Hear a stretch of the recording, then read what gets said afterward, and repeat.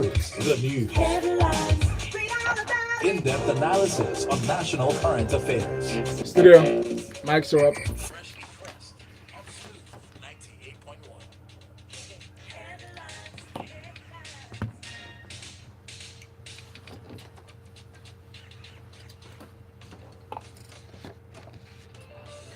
Good morning, Lagos, and thanks for tuning in to Smooth 98.1 FM. You're listening to Smooth Breakfast with Folu and myself, Valentine.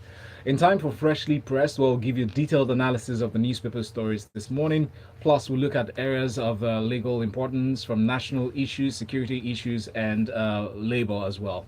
So going in very quickly, we invite our analysts who are joining us this morning. Adedunmade at Adedunmade on Twitter. Good morning. Good morning, Lagos. Good morning, guys. Good morning. Learned colleague back in his tie. Yes. Back in his tie in black No and public white. holiday today. No, that's over. And then Esho1 on Twitter. His name is Ayo. Good morning, Ayo. Good morning, Lagos. Thanks for joining us. All right, Lagos, send in the message. Use the hashtag on Twitter, freshlypressed981, or send a message to WhatsApp. We'll tweet that number to you on our Twitter handle at smooth91fm. All right, let's jump into our first story. And Ayo, I would love your analysis on this story. It's a rather sad one.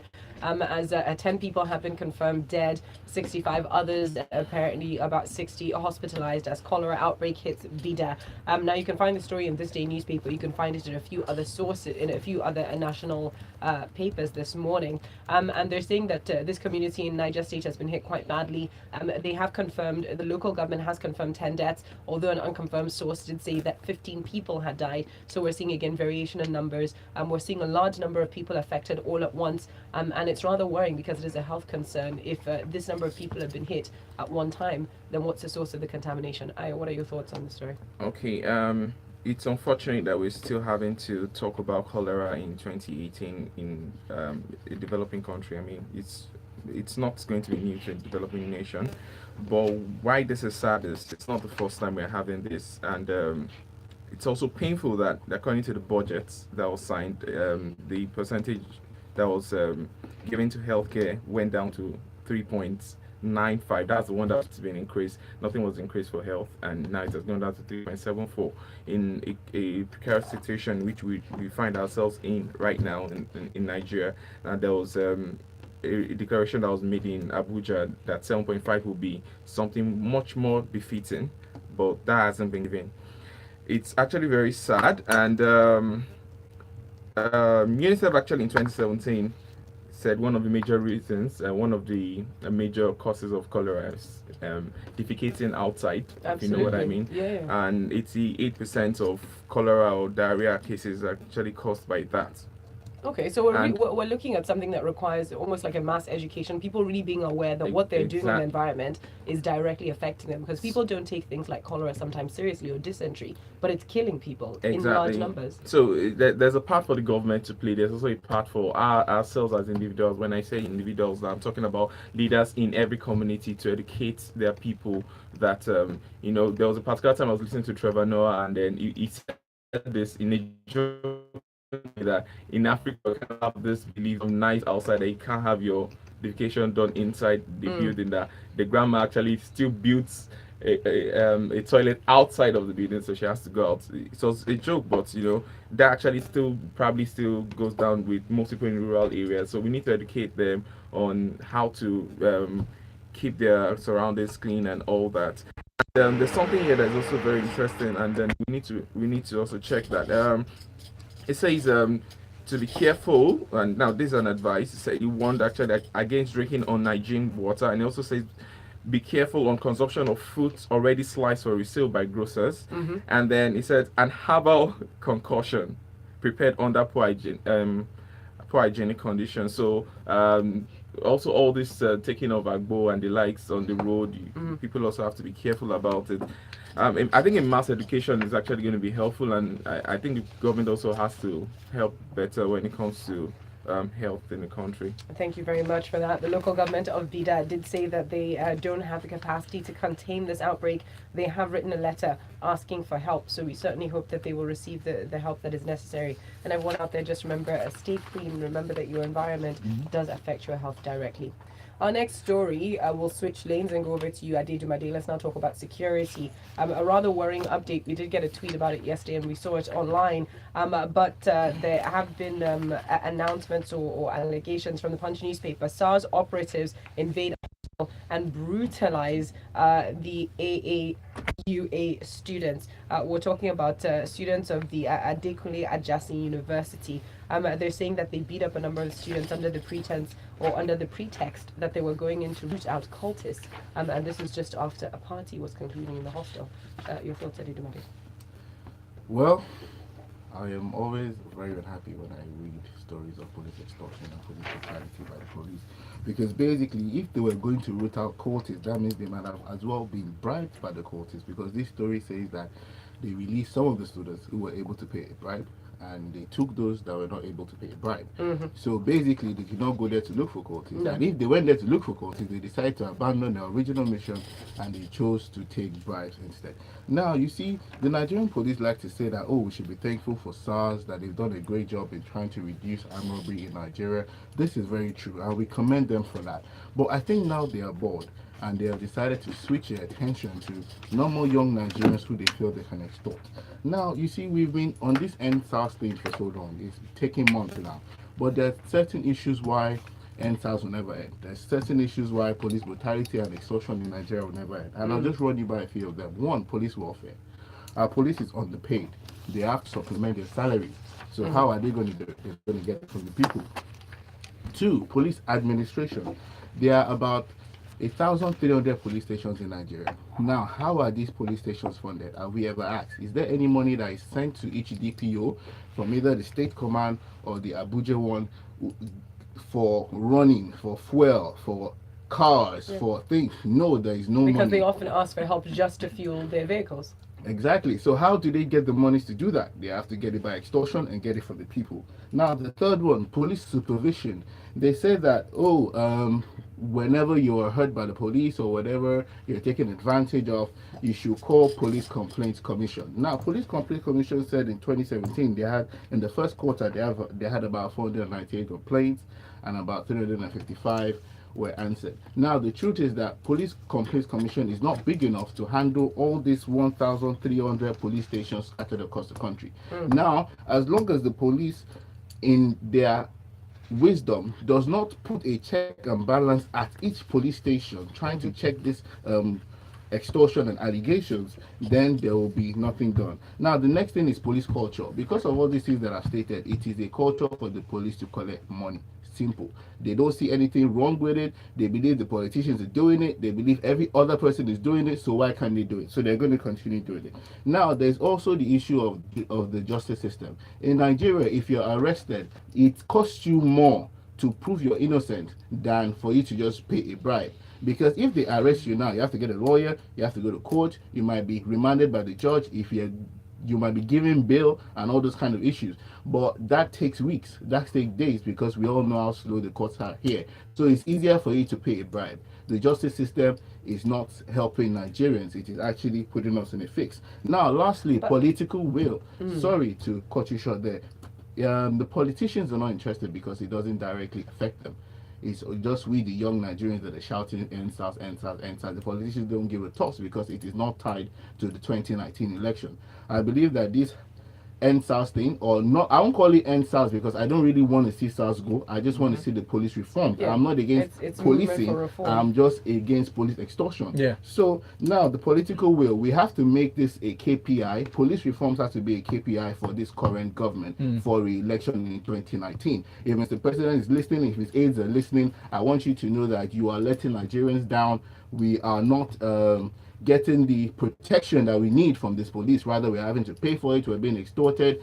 And let's not even go into the issues of extrajudicial killings. That is something else. And of course, I'm sure you guys have also read the Amnesty report. What I believe we need to do in the soonest is this. The National Assembly is going to resume in about a week, and they're going to continue the sessions. I believe that the issue of NSAS and police reforms must be tabled. So if the Senate President is listening, if the Speaker of the House is listening, if any House of Rep member or senator is listening, I want them to please table this issue. And I also want Nigerians to join me in clamoring for this change, because I put up a petition yesterday on Legal Niger. You can follow us on Twitter or Instagram or Facebook, where I stated that that the Parliament, the National Assembly, have to call have to have a public hearing on this issue, a public hearing that will translate to reforms. Thank you very much for that, Adedunmade. You've spoken very, very clearly and very well on that issue. It must be tabled, and we must push for that political will. We must get our House once it resumes to table that matter.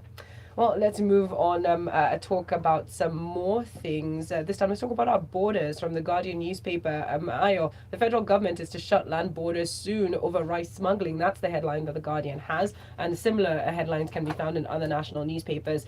So the Minister of Agriculture and Rural Development, Chief AAUA, made this disclosure in Abuja yesterday, saying that they're going to shut down the land border between Nigeria and one of the neighboring countries in a few days' time to avoid the smuggling of foreign rice into the country. Is it possible to avoid it entirely? Okay, so when they say they're going to shut the land border, what exactly do they mean? Are they going to shut it entirely, or some people will still smuggle it in and they pay higher?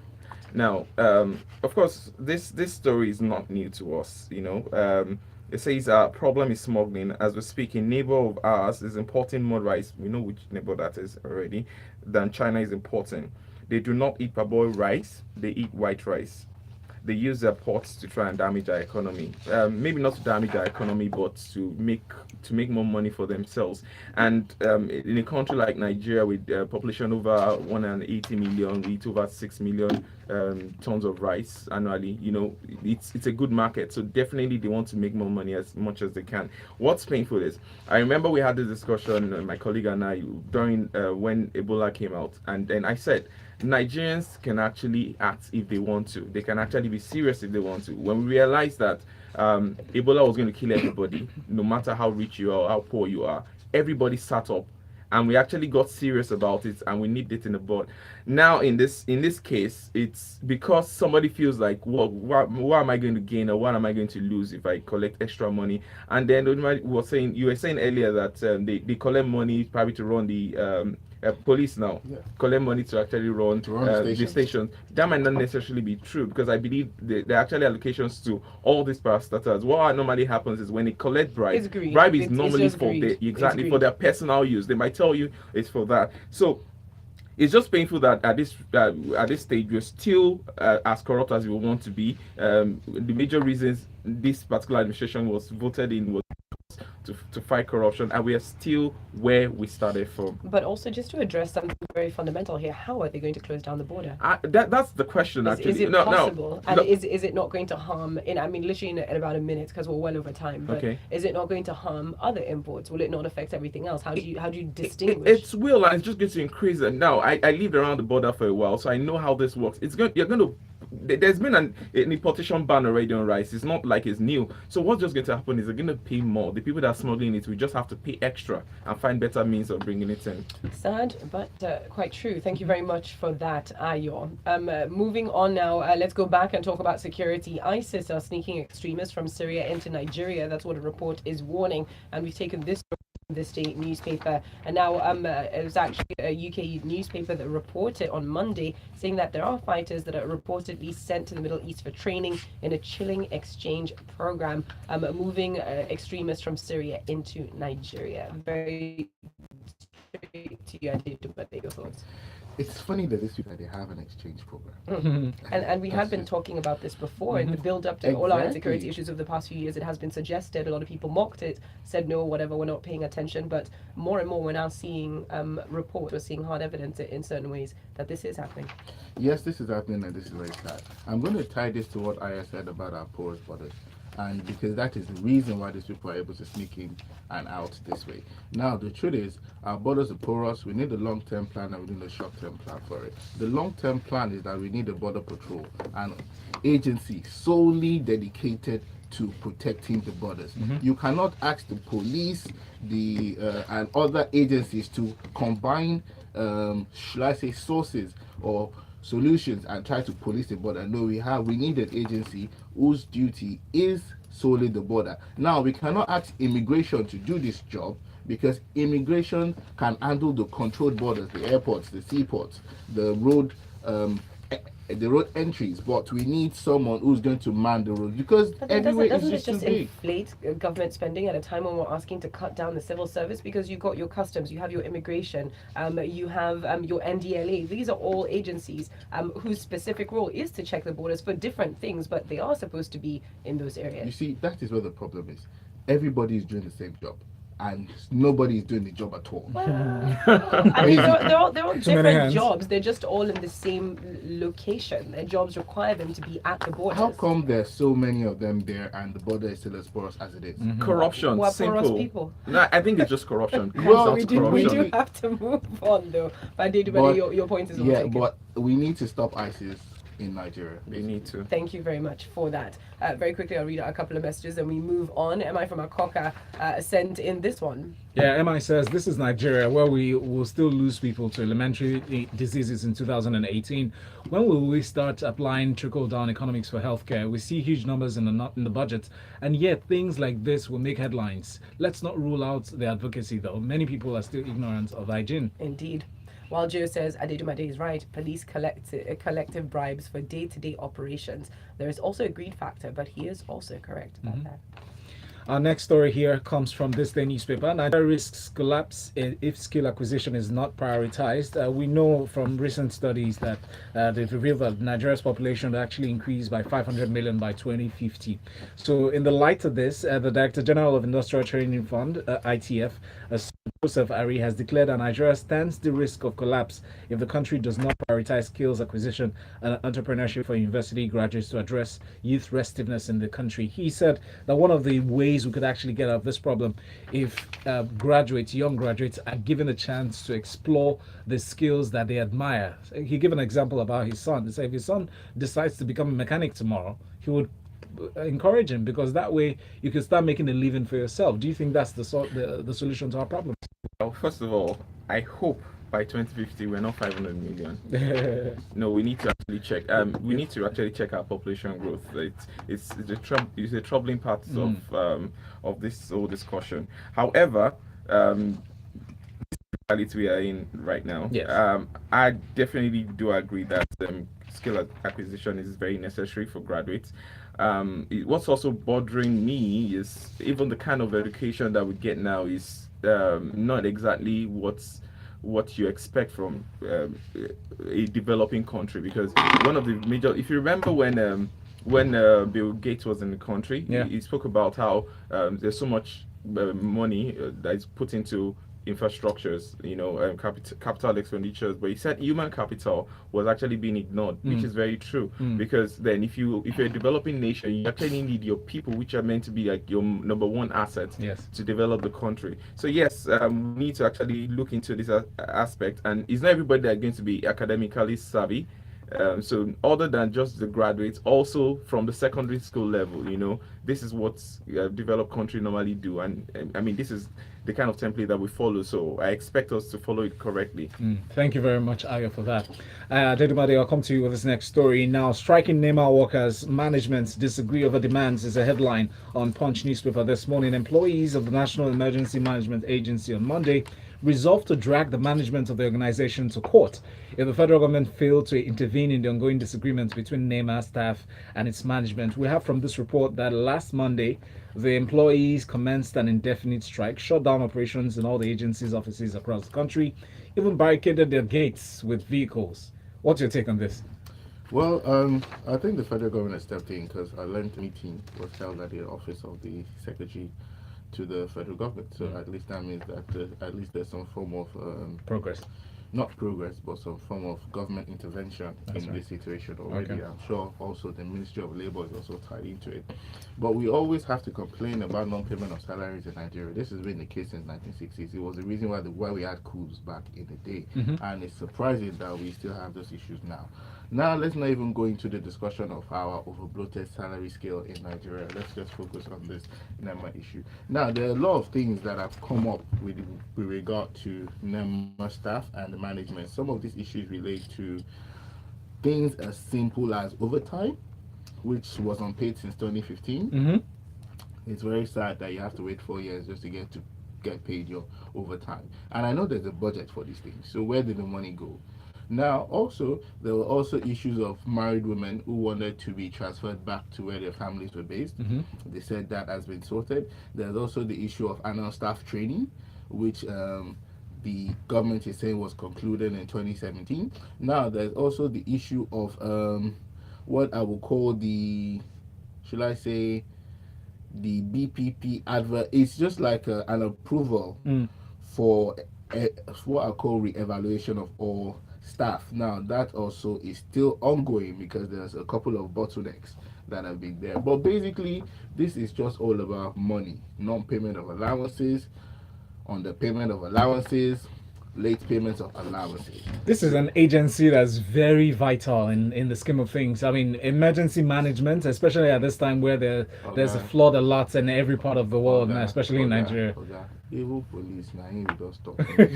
Oh gosh. Police is they more important past this NEMA people, at least to the daily activities of Nigerians. But they're still important, equally important. Yeah, no, they are important, of course, definitely, because we have situations where, like now, we have situations in the IDPs, we have people who are suffering from floods, we have people who their lands have given way, and all these people need some kind of aid, and that is the job of NEMA. But when there is no aid to NEMA itself, how can NEMA now present aid to someone else? Imagine that.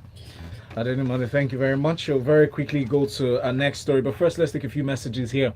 Tony sending this one on WhatsApp. Morning guys, what public hearing for SARS? Have you forgotten the IGP refused to honor Senate summons and Nigerians supported him? The NA is powerless. National Assembly, he says, is powerless in this matter. Only Buhari can affect the needed reforms. Thank you, Tony. Move on very quickly to this one. Now, the story on Guardian newspaper this morning says that the Nigerian Industrial Court has ordered the Yaba College of Technology, Yabatech, to reinstate its embattled bursar by the name Mr. Olu Ibiroba. They've also asked, but he's been sacked since 2015. They've asked that the school pay all his salaries from then and entitlements till now, and then pay him 21 million naira in damages and legal costs. What's your take? Well, he was a whistleblower, basically, and he got the short end of the stick. Basically, the other members of staff now ganged up against him and he was suspended. He appealed the suspension in court. He was later sacked, and he also appealed the sack in court. I'm just glad to see that at the end of the day, he got success, he got justice, and he got a lot of money too, because he got, apart from an order of court that all his salaries should be paid, he was also awarded 21 million damages. I just want people to take a big lesson out of this issue, which is that the courts are not as bad as you think. Yes, they have their issues as well with regards to the slow pace in which justice rolls, but you can still get justice from them. Just be patient, and get a great lawyer. Until Yaba College of Tech goes to appeal and they go to Supreme Court and then You think? Yeah, now, well, it's not the first time it's happening. The judge asked the EFCC. That is what I was about to say. Yeah, open up a case. Yeah, that the judge directed that the IGP, EFCC, and ICPC as well, that they also open a case of investigation on the allegations raised by the Mr. Ibirogba. Yes. What I'm saying is, I mean, this case might not just be saying the end of it. I wonder when you get us 1 million. No, but the court ordered that it should be paid within 30 within days. 30 days. So if they don't appeal within 30 days, exactly, they'll go back to court. exactly. But of course, I know lawyers, they can appeal within 2 days once there's motivation. All right, thank you, gentlemen. Punch has the story next. Punch newspaper. Buhari rules out meeting with NPDP members. The president pretty much says he will never sit down for any discussion with the agreed members of the defunct New People's Democratic Party that apparently joined forces to form the All Progressives Party. He said it's a party issue. It has nothing to do with him. So he would let the party leaders handle their business. I think he's trying to be non-partisan in his party, And we've been talking about how there's no real opposition to the APC, and now we're realizing that even in the APC now we are now having this serious faction. I think the major one that we're having reign its head is the new PDP, NPDP. And remember, it has the Senate President as part of that as well. Exactly. Senate President was not available for comment on this. Even Sani, exactly. who already said he might actually be leaving the party if some things are not being some things are not actually not going to be resolved. There's also the former governor of Kano State. That's meant to be like the ruling party, and then even the opposition. Let's see how this election is going to go, because it's getting interesting. Very interesting indeed. Lagos, send us a message on WhatsApp. We have this message here from Yinka. It says, Adedunmade, are you implying the police is now running on a last mile business? He asked for letters from the police and he had to even pay to get it before the police had to buy pen and paper. Finally, they claimed there was no light and he offered to buy fuel for the generator. Yet, we claim to have a police. I like the word claim. Right. To have it. JJ from Mushi says, please, the idea of a separate agency for our borders is a good idea, but another agency in Nigeria, I always say that once we try to solve one problem, 3 more will spring up. Big T says, international terrorists in Nigeria, we cannot handle Boko Haram, herdsmen, IPOB, Delta militia, etc. Now you add battle savvy, hardened foreign fighters. That's it. I'm moving to another one. Chidin Nadi says, it's only in Africa that we value paper qualification against practical experience. Canada right now places more points and value 4 skills such as carpentry, mechanics, painters, you name it. Ironically, these are uneducated and unqualified in Nigeria. He said that in quotes, and I feel that's a better way to put it. Now, Benga says the judicial system in Nigeria would have been in Africa if not the greedy lawyers here. The find would have been the best, he meant to say. They filed ridiculous motions to intentionally delay court proceedings just for their selfish interests. Nigerian lawyers are the bane of the justice system in the country. Do you agree? No? No, I don't. All right. The politicians are. All right, let's leave the blind again, Lagos. Thank you so very much for being part of the freshly pressed edition today. Remember to catch it on YouTube. There's a rerun after the live view. You can always go back to watch those videos. It's youtube.com/smooth91FM in Lagos. Special thanks to our analysts in the house. Pleasure. Thank you very much. Adedunmade at Adedunmade on Twitter and Ayo at Esho1 on Twitter as well. Lagos, coming up next at 8:15, we'll talk entertainment inside of a grapevine. Good morning. The headlines.